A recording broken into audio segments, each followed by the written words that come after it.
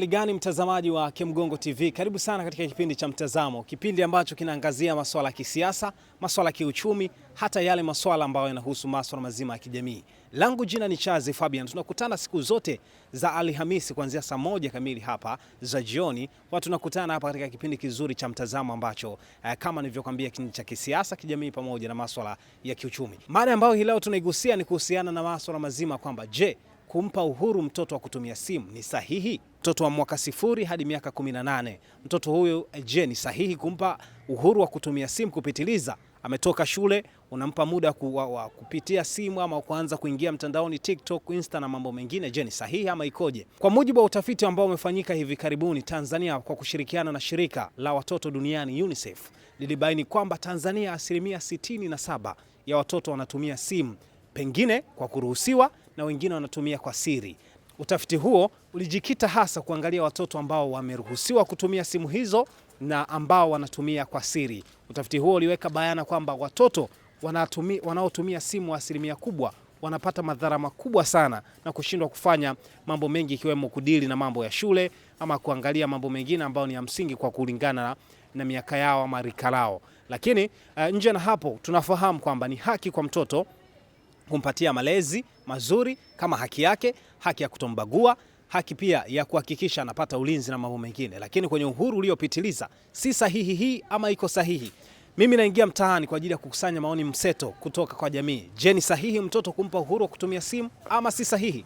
Sikiliza, unataka kujenga nyumba imara kwa bei nafuu? Karibu Kemgongo Hardware. Tunaopatikana Dodoma karibu na ofisi ya kata ya Mchuka, mkabala na barabara ya lami ya kuelekea Mvumi. Sisi Kemgongo Hardware tunauza vifaa vyote vya ujenzi, kuanzia saruji, nondo, mabati, rangi hadi matofali. Matofali yetu sasa yanapatikana kwa saizi zote kama vile inchi 5, inchi 6, yakiwa katika hali ya uimara na yenye ubora kwa bei nafuu zaidi ya soko. Iko hivi, Kemgongo Hardware ndio sehemu sahihi kwa ujenzi wako wa ndoto. Wasiliana nasi kupitia simu namba 0750694276 ama 0653611722.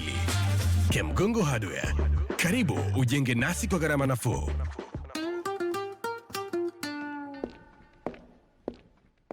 Mfuatana nami mwanzo hadi mwisho wa kipindi hiki cha Mtazamo. Majina naitwa Ezelina, natokea Sinza Mapambano. Mimi naona sio sahihi, labda kuanzia miaka 18 kwenda juu.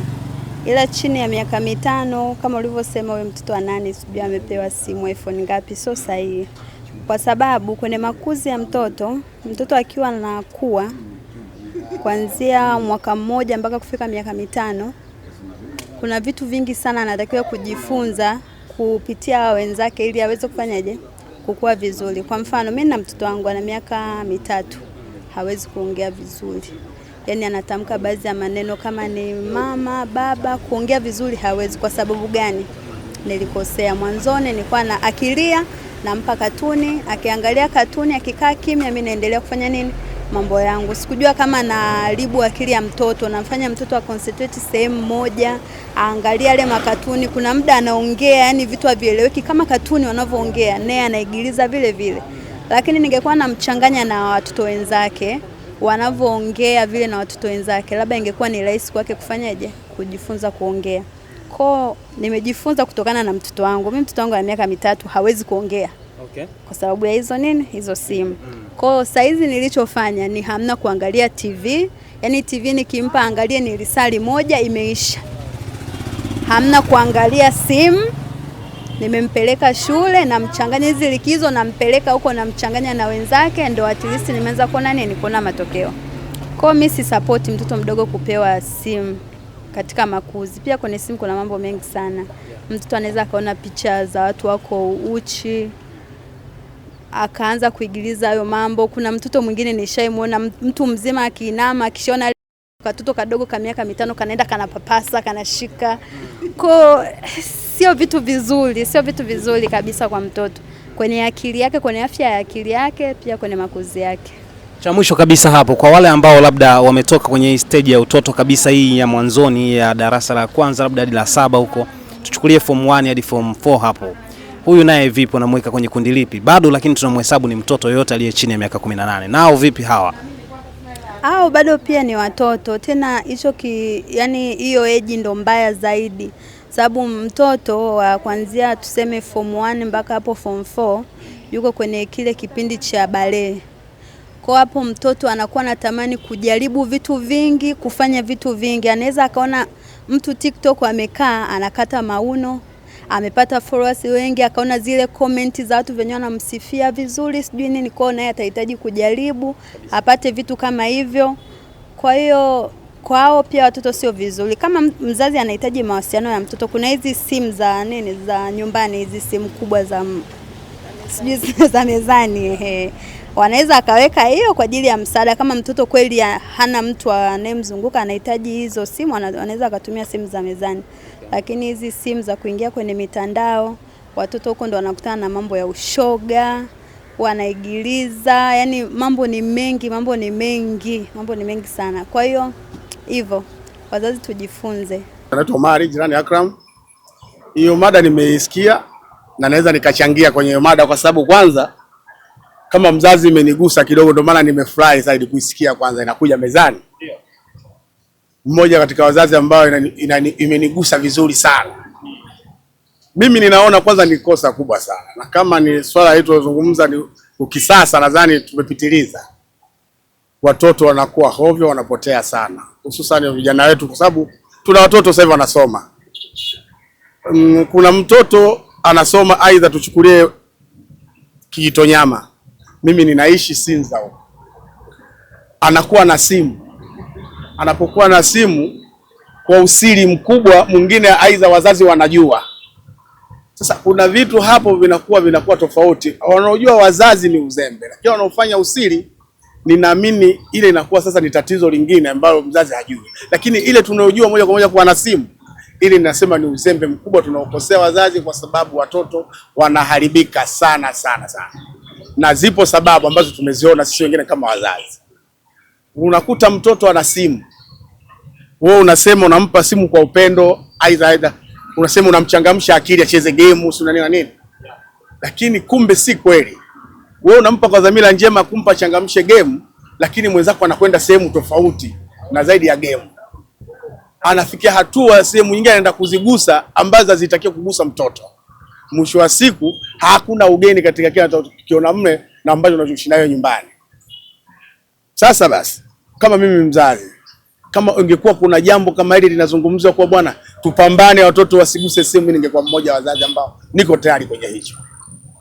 Lakini kuna wazazi wengine wanawapa huo uhuru, labda ile tuseme familia zinatofautiana. Kuna wale wengine huyo sana niliaga simu mpe mtoto, labda amekuwa kwenye hao malezi toka akiwa mdogo akililia simu anapewa, amefika darasa la 7 na ngapi huko, anaingia TikTok, anaingia Insta, anaingia wapi, anakutana na vitu vya ajabu. Hilo kwa upande wako. Lakini inapotokea emergency, labda mtoto ameshajua mawasiliano ya baba, anampigia, labda kuna changamoto, hiyo kwa upande wako unaitafasiri vipi ama unaiweka wapi? Labda hiyo ndugu yangu nikuongezee, nikwambie kitu kimoja. Mimi hiyo naitwa utumwa mamboleo tu. Kuna watu wanataka kuishi mambo ya kizungu wakati hawana uwezo huo. Alafu na hicho ndio kinachochangia zaidi kuharibu watoto. Sisi Waswahili tukubali kuwa ni Waswahili tu. Kwa sababu kuna vitu vingi vya kumpa mtoto kujifunza kuhusu hesabu, kuchambua. Kuna makatuni hapo kwenye TV yanatufanya mtoto, lakini si simu. Mimi ninachozungumza kwa ndugu yangu nina ushahidi wa kutosha. Mimi nina ushahidi awamu 2 nimeziona mwenyewe kwa macho yangu kwenye simu yangu. Mimi mtoto wangu agusi simu yangu, wala mke wangu nishamkataza. Lakini siku moja kuna nakaa pale nyumbani na mtoto wa shemeji yangu. Yaani mtoto anakaa na simu yana anavyotaka. Sasa amerudi nyumbani kwangu ninapoishi naye, amechukua simu ya mama yake ambaye mke wangu mimi namuita mama mkubwa. Amechukua amechezea. Sio, unajua sisi watu wazima wakati mwingine tunakuwa tunazungumza vitu vya kiutu uzima, unajua Wakati mwingine unaweza kaona jambo huko ukafurahi ukasema mtu wangu kutumia hichi vingi vya faraga, unajua Mwisho wa siku yule mtoto sasa, niliporudi mimi cha kwanza kunikimbilia hicho. Mama mkubwa, mama ulimtumia kitu fulani ambaye jambo ambaye ilikuwa kama siri yeye. Ambaye kwanza ni aibu fedheha kwangu binafsi, kwa sababu nilikuwa sasa hapa nifanye, ikabidi nitumie mbinu za ziada Kumwambia kile sio sikutuma mimi. Ile kinatoka huko kwa moja wenyewe kwenye TikTok. Usije uongo wa kitu uzima lakini unajua shakuwa tatizo. Lakini hasira zangu zikaenda kumwisha nani? Mama yake. Kwa nini umemwachia simu? Sasa mimi sikumwachia, mimi nilikuwa na shughuli zangu nje. Kwa hiyo vile vitu moja kwa moja vile akikuwa navyo maana yake anajua tayari kumbe baba anafanya kitu gani. Sasa mwisho wa siku tunakuja kuzungumza vitu vingine. Watoto siku hizi hawana heshima. Sio nini? Kumbe sisi ndio changamoto kutaka kuiga mambo ya nini? Ya uzungu ambao sisi hatuko nao. Wazungu wenzetu miaka 17 kashaondoka nyumbani, anafanya maisha yake. Lakini sisi huku mpaka mtu anafikia hatua na ndevu ananyoa bado yuko nyumbani. Sasa kama hujamtengeneza mapema, mwisho wa siku ndio nakuja yale mtu mzima anakuja na mwanamke nyumbani. Kwa sababu ya nini? Uzungu mwingi. Mtu mzee anakuja na mtu kama wewe mwanangu unakuja na msichana pale nyumbani. Alafu unaniambia rafiki yangu. Yaani kwa sababu tumeweza kumtengenezea uzungu ambao sisi hatupo nao, ndio njia za kuharibu maadili kama haya. Kwa hiyo vitu vya simu ndugu yangu, ni kweli ni vitu vibaya sana kwa watoto zetu. Si kweli kwa watu tunawapa uhuru. Hamna kitu cha namna hiyo.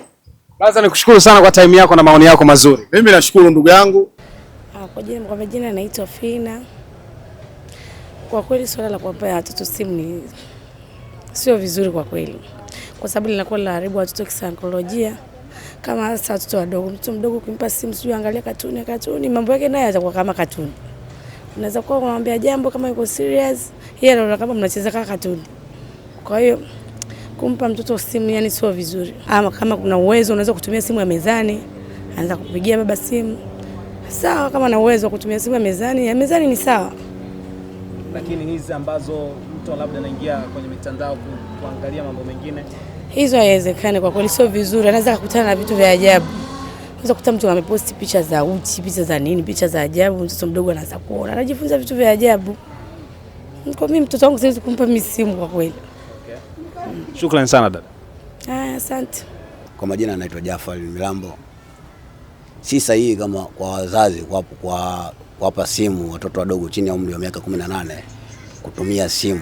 Ila isipokuwa wazazi walio wengi wanakwenda na wakati. Lakini kisheria na tamaduni zetu za Kiafrika si kimaadili kabisa, sababu simu inaleta uchochezi mkubwa sana kwa watoto wadogo.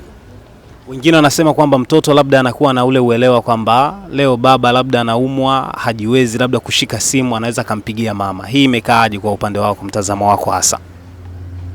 Hilo I make sense kwamba wewe unaumwa na mama mtoto. Sanatoa taarifa watu wengi kwa sababu maana kuishi jamii, wapo watu wengine ambao wakubwa kutoa ripoti bana, kuna 1 2 3 baba anaumwa, watu watakuja pia wataweza kumsaidia mzazi.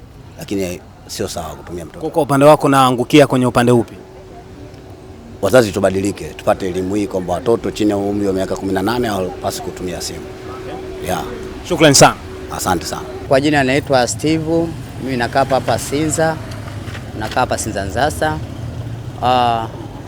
Kusema kweli kwa mtoto mdogo kutumia simu za mkononi sio sahihi. Kwa sababu simu za mkononi kwanza zina mambo mengi sana. Kuna mambo ya teknolojia mapya ambayo wakati mwingine yanaharibu watoto, unaona. Na vile vile wanajifunza vitu ambavyo yani vinakuwa yani viko nje ya utamaduni wetu wa Kitanzania. Kwa hiyo mimi nilikuwa na shauri kwa wazazi wenzangu wasiwape simu za mkononi. Kama kunakuwa na tatizo basi kidogo, kama kunakuwa na tatizo labda nyumbani, labda kama yuko peke yake, hapo yuko nyumbani, ingefaa basi ikiwezekana basi warudishe zile simu za majumbani. Kwa mtoto anapokuwa nyumbani akipata tatizo basi anaweza akatumia simu ya mezani, tofauti na kumpa simu akiwa mdogo. Yani kuna mimi nazungumzia ni mtoto na maana kuanzia tuseme kuanzia hawa darasa la kwanza mpaka sekondari, unaona, labda form 1 mpaka form 2 mpaka form 4. Kusema kweli kuwapa simu za mkononi ni kuwapotosha, kwa sababu hapo kama ni sekondari kuna wengine ambao wanajifunza hata kutafuta wanaume, anashindwa kwenda shule. Lakini ungekuwa hamna simu za mkononi, vitu vya kwanza vinapungua, kwa sababu jinsi ya kumpata huyo mtoto wa kike inakuwa ni ngumu kabisa, unaona. Kwa hiyo mimi nilikuwa nashauri wazazi tusiwanunulie simu za mkononi, yani wakiwa sekondari, artist angalau chuo kikuu, yani angalau labda ameingia labda mwaka wa kwanza kidogo anakuwa anajitambua kiakili. Okay. Kwa unasimama kwenye upande upi? Mimi nasimama kwenye upande huo kwamba wazazi tusiwanunulie simu za mkononi. Ikiwezekanika sasa, natoa pendekezo kwamba turudishe zile simu za mezani kwa ajili ya kuwasaidia hawa watoto. Okay. Shukrani sana. Asante sana. Naam, hiyo ni tamati ya mahojiano yangu na baadhi ya wakazi lakini ambao wako hapa maeneo ya Sinza jijini Dar es Salaam, tukizungumza mengi kuhusiana na namna ambavyo mtoto anaweza kaathirika labda kwa mtazamo chanya ama hasi. Kwa sababu ni kipindi cha Mtazamo, tumeangazia na kuwapa fursa wadau mbalimbali ambao tumekutana nao hapa mtaani wakizungumzia, je, mtoto kumpa uhuru wa kutumia simu inamwathiri kwa mlango chanya ama hasi? Wengi wamefunguka kwa mlango hasi kwamba pengine inaweza kumwathiri mtoto asiconcentrate na kitu cha msingi kutokana na lika lake, lakini akaanza kufuatilia mambo mengine ambayo si ya lika lake. Lakini wakazungumza wengi kwamba anapofikisha umri wa miaka 18 angalau mtoto anaanza kujitambua, hiki ni kizuri, hiki ni kibaya, tofauti na hawa ambao wako chini ya miaka 18. Sikiliza, unataka kujenga nyumba imara kwa bei nafuu? Karibu Kemgongo Hardware. Tunaopatikana Dodoma karibu na ofisi ya kata ya Mchuka, mkabala na barabara ya lami ya kuelekea Mvumi. Sisi Kemgongo Hardware tunauza vifaa vyote vya ujenzi, kuanzia saruji, nondo, mabati, rangi hadi matofali. Matofali yetu sasa yanapatikana kwa saizi zote kama vile inchi 5, inchi 6, yakiwa katika hali ya uimara na yenye ubora kwa bei nafuu zaidi ya soko. Iko hivi, Kemgongo Hardware ndio sehemu sahihi kwa ujenzi wako wa ndoto. Wasiliana nasi kupitia simu namba 0750694276 ama 0653611722. Kemgongo Hardware, karibu ujenge nasi kwa gharama nafuu.